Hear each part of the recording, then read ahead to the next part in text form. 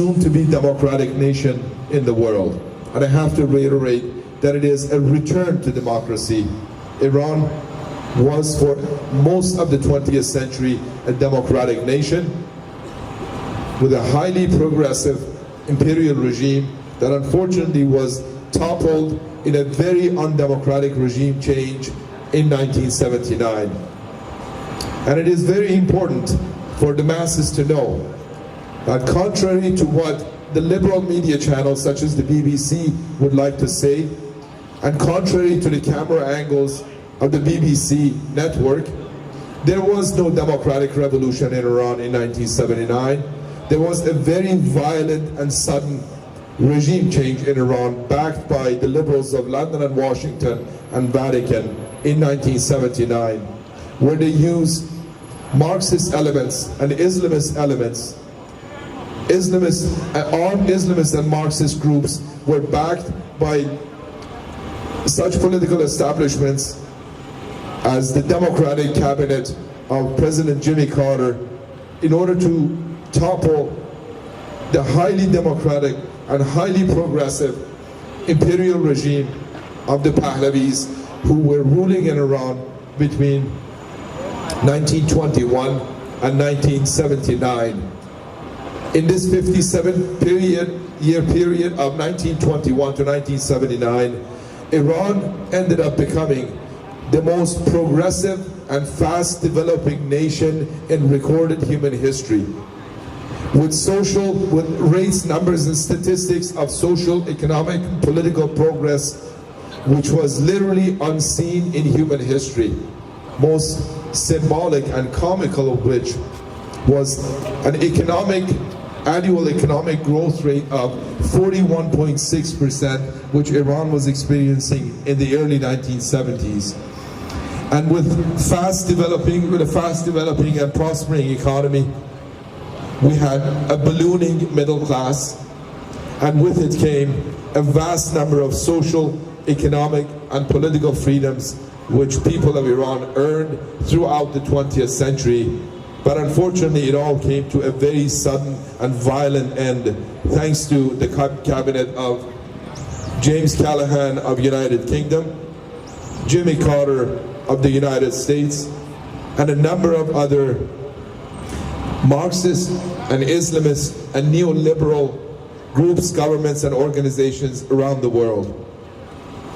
Most comically, the PLO organization of Yasser Arafat played a critical role under the government and with direct guidance of the government of President Jimmy Carter of the United States in order to topple the imperial and highly democratic and progressive imperial regime of Iran, which was ultimately brought down in a coup d'etat in 1979, which to this very day liberal media channels would like to call a democratic revolution.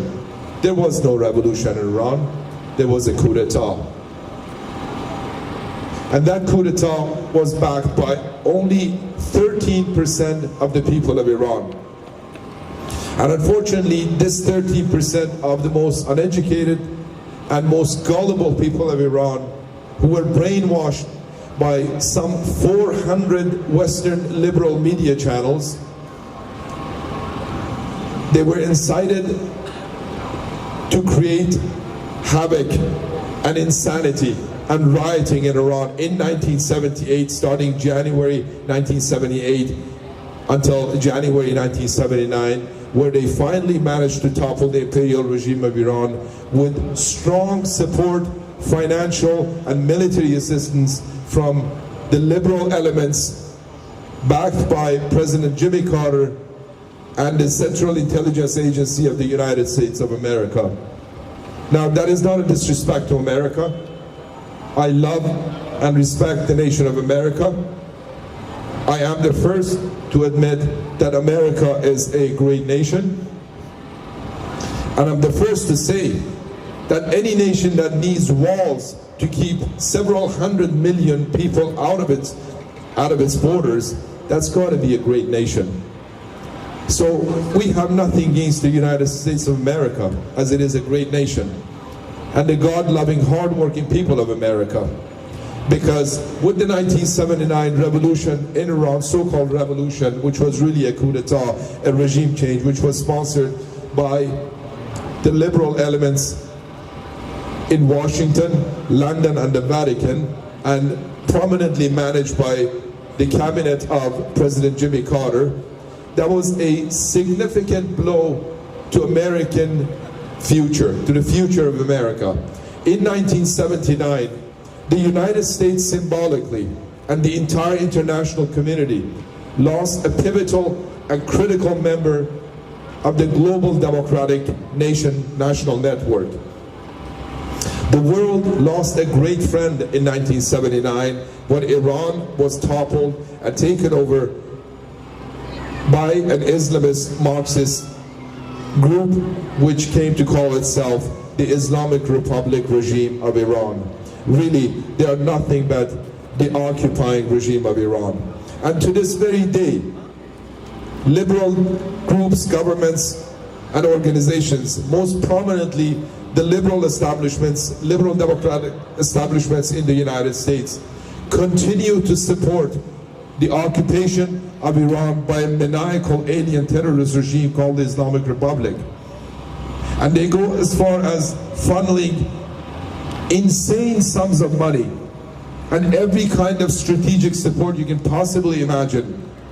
Liberal governments of the United States continue to funnel and fund the terrorist regime of Iran in order to prevent the return of democracy to Iran. Most comical of which was only in recent times, only a couple of years ago, less than 2 years ago, actually no, it was probably a little more than 2 years ago, President Obama sent an illegal and insanely colossal sum of nearly $150 billion to Iran's terrorist regime. Shame on you, Obama. That money turned out to go into funds that sponsored terrorism throughout the region. That money ended up funding a longer shelf life for Iran's terrorist regime.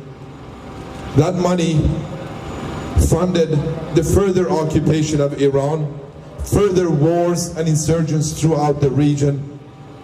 In every nation of the region, that money was used by Iran's terrorist regime to battle human rights, to trample women's and children's rights, and to continue war, insanity, and mendacity in the region.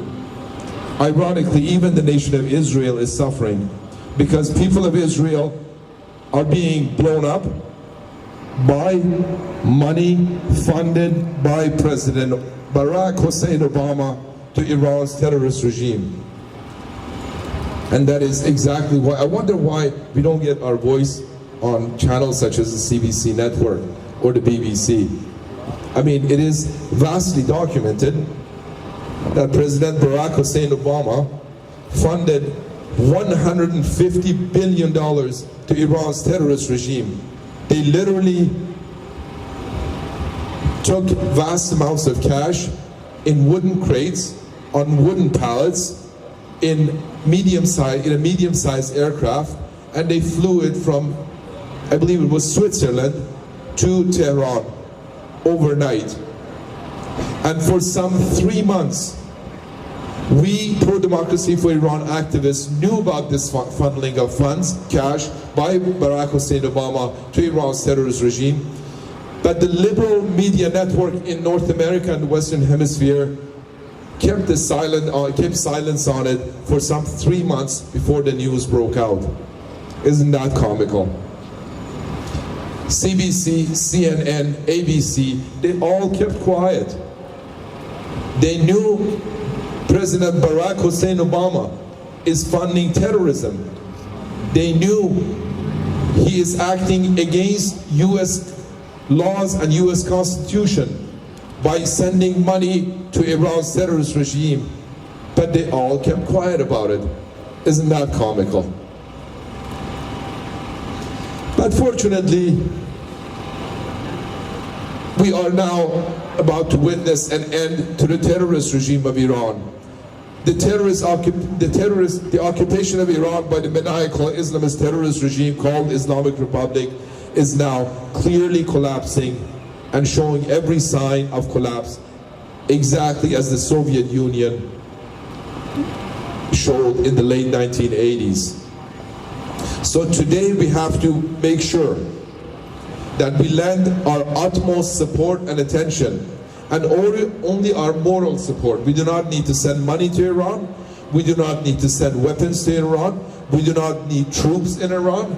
We don't need any physical support, only moral support to the people of Iran as the most viable, influential, and strategic pro-democracy movement in the world today.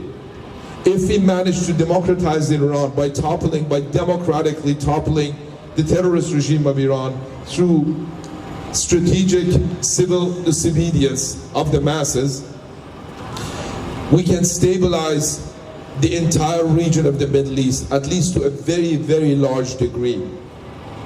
And that in turn will have a monumental impact on the lives of literally hundreds of millions of men, women, and children who are now suffering, all primarily thanks to Iran's terrorist regime, who is funneling and exporting terror, bombs, insanity, injustice, and war to every nation of the region. From Iraq to Israel, people are suffering, women are suffering, children are dying, thanks to Iran's terrorist regime, and thanks to $150 billion sent by President Barack Hussein Obama to Iran's terrorist regime.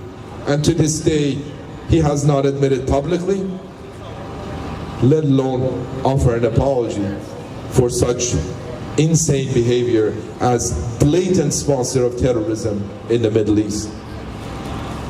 We have almost come to believe that terrorism and insanity and dictatorships are a God-given norm in the Middle East, as if they deserve it. No, absolutely not, they don't.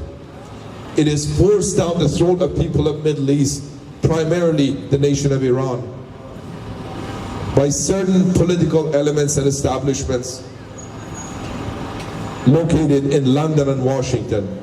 And that is not disrespect to people of England or the United States.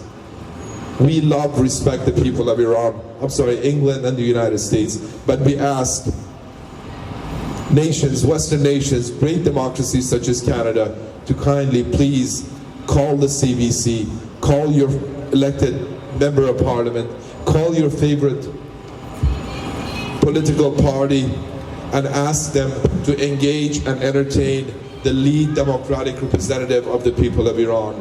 Ask them to engage and entertain and invite Prince Reza Pahlavi to the Canadian Parliament, into the CBC, and have them speak on behalf of the people of Iran, so we can once and for all resolve this monumental global problem called the Islamic Republic regime of Iran, the occupying terrorist regime of Iran. Thank you for your attention. I now ask Ms. Safa again to share a few words with us. Thank you.